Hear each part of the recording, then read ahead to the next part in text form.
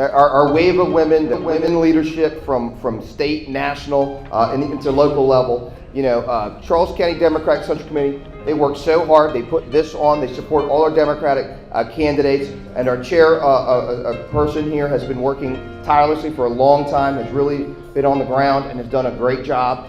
And, you know, again, everyone said that, but it's part of what this coalition is about to bring Democrats home. We really appreciate everything you do. Big round of applause for Abena Affum-McAllister. Your chair, folks.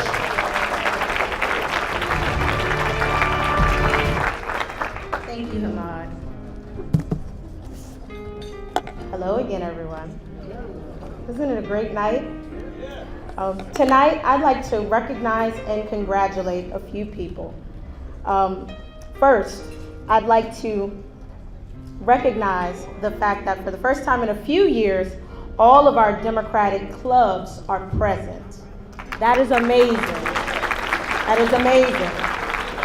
Our 4th and 5th Democratic Club, Miss Beverly Ludy, everyone, the president. Our Western Democratic Club with Miss Jewel Burgundian, president. Jewel, please stand up. And Jewel sold 11 tickets, okay? Great job, thank you so much. Our Northern Democratic Club with President Mr. Barry Wilson. Please stand up.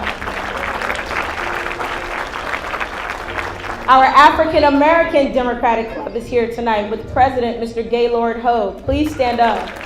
Thank you. And our Vet Dems Democratic Club with President Mr. Ed Holland. Where are you, Ed? Thank you for being here. We also have a few unions here. The Northeast Carpenters Union is here. Thank you for being here. Local 10 is here to celebrate with us. Local 26 is here. And Local 77 is here. Thank you all. We appreciate you. Thank you, Congressman Hoyer, Kathleen Matthews, and Yvette Lewis for sharing your passion and wisdom. And congratulations to each of you for blazing the trails that you have for Maryland and the people of our great state. We appreciate you. And while we are sharing congratulations tonight, I'd like to congratulate each of you for surviving another day of the White House's Setting America Back administration.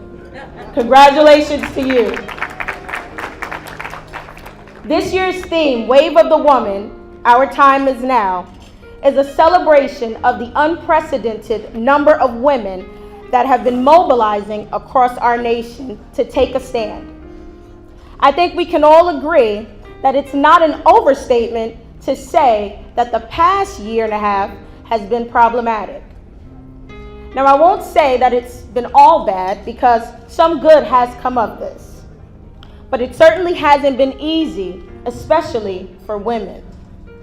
You see, over the last year and a half, our president has waged an all-out assault against women, women's rights, and equality.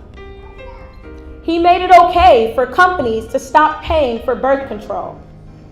He made it okay for the Department of Education to yank a crucial child care subsidy from mothers that are pursuing a higher education.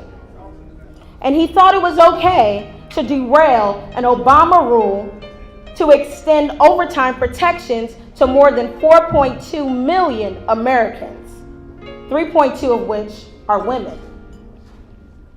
Make no mistake about it, ladies and gentlemen, this administration's attack on women's rights, organized labor unions, the working middle class, immigrant communities, and the disregard for our students' safety has sparked a nationwide movement among Democrats and Democratic women.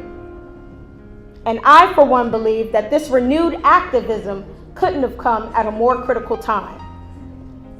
Since January 2017, women, men, and students took to the streets by the millions, bearing protest signs, and standing together to say, enough is enough. 2017 was also the year that women used their voices and exposed a monumental scandal in Hollywood, which sparked the Me Too movement. Since then, a record number of American women have entered the political process in a big way, through activism, advocacy, and by running for office.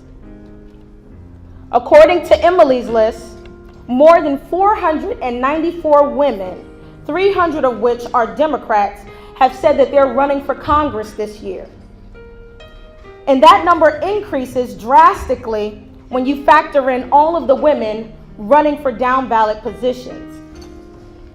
Nationwide, there's been an insurgence of women stepping up from all walks of life and all age groups, from students to veterans, doctors, teachers, lawyers, and even veterinarians. It's exciting to see, and it inspires me. But let it be known, this is not just a curiosity. It's not just an interesting number or statistic. It's historic, and we should celebrate it. Here in Maryland, as our chairwoman has said, we have more women than ever before running for office. And this is a firm reminder that when we use our voices, many of the unspoken but tough walls can come crumbling down. That's powerful, you guys. That's powerful.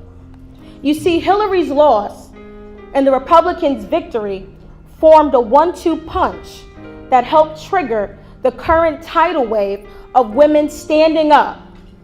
And let me explain that to you.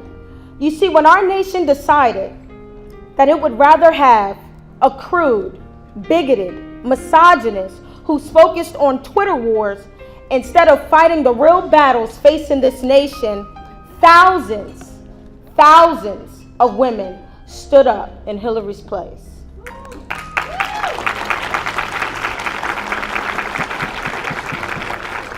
Democratic women are amped up for 2018. This is our time to step up to the challenges that we face going forward. This is our time to grow stronger in our commitment to our democratic values. Now, while we celebrate the progress that we've made in this moment in our history, we also recognize our Democratic brothers. To you, we say thank you. Thank you, for you too have marched with us, rallied for us, and held fast in furthering our cause while upholding our morals and democratic values. So we recognize you and thank you. We also recognize organized labor. To you, we say thank you. Thank you for standing up on the front lines for every American family down through the years. Thank you for fighting for many of the everyday benefits American workers enjoy daily. Benefits like a minimum wage, Social Security payments, and my favorite, an 8-hour workday with weekends off. Don't we love that? Thank you. To you, we say thank you. These benefits and many, many more are part of the history of our labor unions and a direct result of union efforts. So we thank you. So despite the odds, we all have earned some pretty big and small victories this year, and they are worth celebrating. And as we plan for a future that feels both uncertain and invigorating, I remind you all that we are stronger together. There's a scripture in the Bible that reads, if one can put 1,000 to flight, two can put 10,000 to flight. Now think about that. When you consider how smart, strong, and mobilized half of our nation is right now, together, I believe that we can transform our county, our state, our nation, and our world. I truly believe that. You know, when I look at my 2-year-old daughter, Reagan, I think about how she'll only know a world where roughly half of her classmates are women, and where it's not only possible but expected that women can make the next big scientific discovery, or start the next billion-dollar business, or hold the highest offices in our land.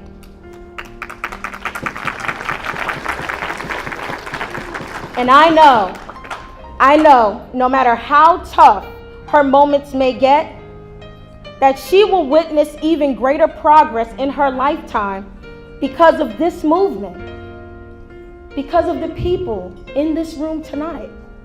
Each of you here today that have decided that misogyny must end. You that have decided that the glass ceiling must be shattered. And you that have decided that women in leadership is a necessity in our society. Ladies and gentlemen, we are the wave. We are the wave that destroys that glass ceiling forever. We are the wave that will ensure that women are given the same respect as our male counterparts. We are the wave that will push women into the highest offices in the United States of America. We thank you. We thank you. We thank you for joining us, and we hope that you will continue with us in our fight for our democratic values. And ladies, I'll leave you with this. When opportunity knocks at your door, open it, because the time is now. Thank you. Holy cow. I mean, that was